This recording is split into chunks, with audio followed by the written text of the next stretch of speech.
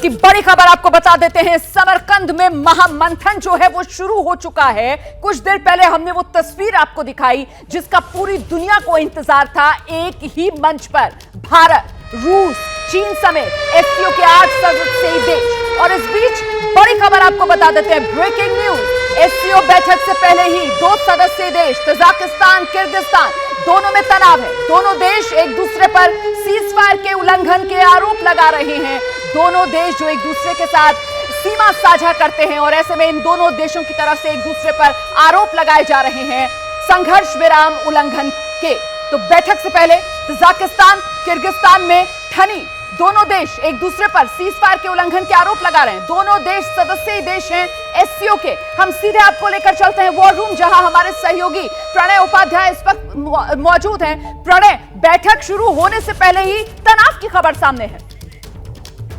बिल्कुल रोमाना, निश्चित रूप से ये बहुत बड़े सवाल हैं और इस तरीके की दरारें ही सवाल उठाती हैं कि एससीओ आखिर चल पाएगा कि नहीं चल पाएगा। और हम सीधे रुख करेंगे समरकंद, ग्राउंड जीरो का, जहां पर इस दोनों देशों के नेता मौजूद हैं। अभिषेक, जिस तरीके से इस बैठक के ऐन पहले ताजिकिस्तान और किर्गिस्तान के बीच में सीजफायर उल्लंघन हुआ है, अजरबैजान और आर्मीनिया के बीच में लड़ाई चल रही है, क्या इस एससीओ के भविष्य पर सवाल नहीं?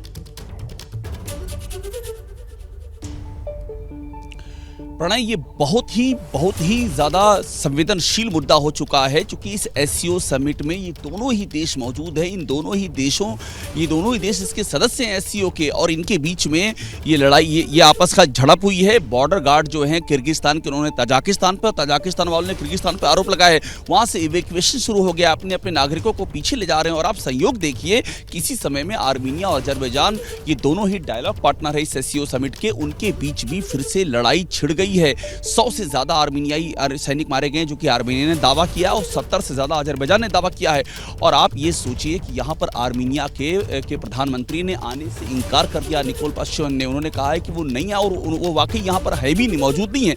अजरबैजान के राष्ट्रपति यहाँ पर आए हुए हैं। और चूंकि लास्ट ईयर 2020 में आर्मीनिया अजरबैजान का वार मैंने कवर किया हुआ है, ग्राउंड जीरो पे मौजूद था मैं, नागोर्नो काराबाख, जहाँ पर ये वार चल रहा था। तो एक मैं आपको दिलचस्प बताता हूँ, भारत में दिलचस्पी की, आर्मीनिया और अजरबैजान दोनों ही देशों की ओर से, उनके विदेश मंत्रालय की ओर से संपर्क किया जा रहा है कि आप हमारी बात हिंदुस्तान में आप पहुंचाइए कि हमको विक्टिमाइज किया जा रहा है, हम पर अटैक अजरबैजान कर रहा है, हम पर अटैक आर्मीनिया कर रहा है। भारत का आप किरदार समझिए, वो चाहते हैं कि उनकी बात भारत में आए, उनकी बात भारत में पहुंचे। लेकिन इस सब के बीच में ये जो समिट हो रही है, इसके अपने ही मेंबर स्टेट्स में, इसके डायलॉग पार्टनर्स में जो झड़प छिड़ी हुई है, ये बता रही है कि ये कितना ही ज्यादा संवेदनशील हो चुका है और यहाँ पर कितनी लपटें इसके अंदर उठ रही हैं, जिसको बुझाना बहुत जरूरी है। जी बिल्कुल अभिषेक, को सवाल इस चीज को लेकर भी उठता है कि भारत सुरक्षा परिषद का नॉन परमानेंट मेंबर है, 2 सिक्योरिटी काउंसिल के 2 परमानेंट मेंबर वहां पर मौजूद हैं। क्या समाधान का कोई रास्ता एससीओ की बैठक से निकल सकता है?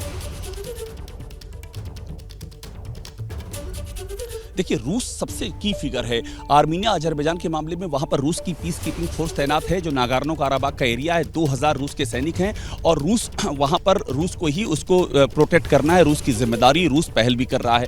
कजाकिस्तान, माफ कीजिएगा, ये जो किर्गिस्तान और तजाकिस्तान का मामला है, यहाँ भी दोनों ही तरफ रूस की गारंटी है कि रूस उस सिक्योरिटी को मेंटेन करेगा। तो बहुत ही क्रूशियल है रूस का रोल इस मामले में। व्लादिमीर पुतिन यहाँ पर मौजूद हैं, वो किस तरह से क्या कदम उठाते हैं, उनकी क्या बात होती है। दोनों ही देशों के नेता यहाँ पर मौजूद हैं, जिनके बीच में ये क्लैश चल रहा है। तो इसलिए रूस का किरदार बहुत ही महत्वपूर्ण है और चीन का भी उतना ही महत्वपूर्ण है, क्योंकि सेंट्रल एशिया चीन का सबसे कोर एजेंडा है। चीन की निगाहें हैं, चीन के सामरिक इंटरेस्ट हैं। बिल्कुल अभिषेक, आप बने रहे हमारे साथ में। मैं चाहूंगा एम्बेसडर वोरा, आपसे इस चीज को समझना कि ऐसे में जबकि भारत और चीन के बीच में सीमा विवाद अभी खत्म पूरी तरह से नहीं हुआ है, ताजिकिस्तान किर्गिस्तान के बीच विवाद खड़ा हो गया, ये फॉल्ट लाइंस हैं एससीओ की?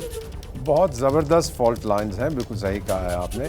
आर्मीनिया अजरबैजान को तो 1 सेंचुरी से जंग चल रहा है, और ये जो 5 स्थान हैं जो पुराने हिस्से थे सोवियत संघ के, टूटे, इनकी अपनी डायनामिक्स जो हैं वो स्टेबल नहीं है। इतना ही मैं कहूँगा सर कि ये डिफेंस रिलेटेड ऑर्गेनाइजेशन नहीं है एससीओ, इसका फोकस डेवलपमेंट पे है। रशिया से इनको सिक्योरिटी मिलती है, चाइना से इनको पैसे मिलते हैं, भारत से इनको रिस्पेक्टेबिलिटी मिलती है। जितेंद्र ओझा जी, मैं आपसे भी जानना चाहूंगा एक छोटा सा कमेंट इस चीज को लेकर कि जिस तरीके से ये फॉल्ट लाइंस हैं, जिसका जिक्र एम्बेसडर वोरा भी कर रहे थे, क्या समाधान का रास्ता निकल सकता है इस बैठक से? क्योंकि डिफेंस और सिक्योरिटी के बिना डेवलपमेंट कैसे होगा? निश्चित रूप से, क्योंकि दो बड़े पावर जिनका वर्चस्व है इन तमाम देशों में, वो वहाँ पे मौजूद हैं। लेकिन किस हद तक ये कलेक्टिव ये डिसीजन लिया जाएगा हम नहीं कह सकते हैं, लेकिन इसके साइडलाइन से बातचीत करके कुछ अंडरस्टैंडिंग तो होगी, क्योंकि फेस टू फेस आ रहे हैं और कुछ बात हो सकती है ताकि थोड़ी सी प्रोग्रेस हो सके इस डायरेक्शन में। जैसे ही घड़ी का काटा दोपहर 2:30 पे आए, बबीता जी का दिल सास बहू साजिश के लिए मचल जाए। और ये है इनकी बहू, पूरे दिन ऑफिस की टेंशन हो जाए गॉन जब ये करें अपना फेवरेट शो फ्री टाइम पे ऑन। इनकी तरह आप भी देखें अपना फेवरेट शो अपने टाइम पर और डाउनलोड कीजिए एबीपी लाइव ऐप अपने स्मार्ट टीवी पर।